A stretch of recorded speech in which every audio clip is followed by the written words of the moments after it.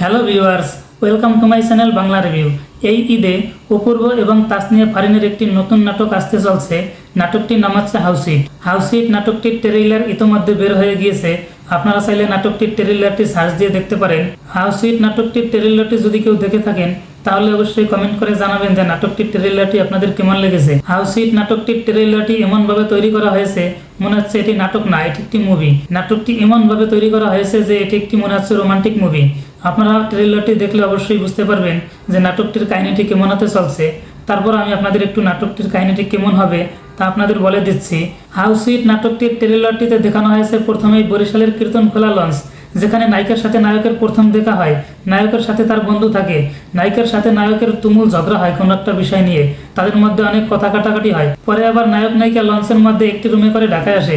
নায়িকা থাকে বেডে এবং নায়ক থাকে সোফায়। পরে যখন লঞ্চ ঢাকা আসে তখন নায়ককে না বলে নায়িকা চলে যায় তার গন্তব্যস্থলে। পরে নায়ক ও তার বন্ধু মিলে নায়িকাকে অনেক খোঁজাখুঁজি করে।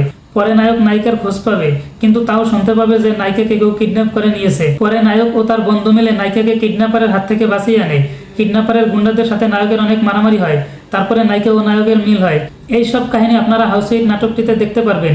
হাউসইট নাটকটির ট্রেইলারটিতে এটা বোঝানো হয়েছে। আপনিও বুঝতে পারবেন যদি হাউসইট নাটকটির ট্রেইলারটি দেখে থাকেন।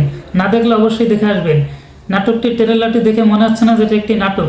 নাটকটিতে অ্যাকশন রয়েছে, নাটকটিতে রোমান্টিক সিন রয়েছে।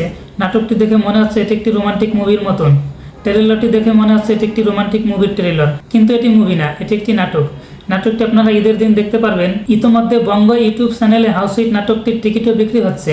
আপনি চাইলে টাকা ভরে সবার আগে নাটকটি দেখতে পারবেন। হাউসইট নাটকটি কেমন হবে এবং হাউসইট নাটকটির ট্রেইলারটি আপনাদের কেমন লেগেছে তা অবশ্যই কমেন্ট করে জানাবেন।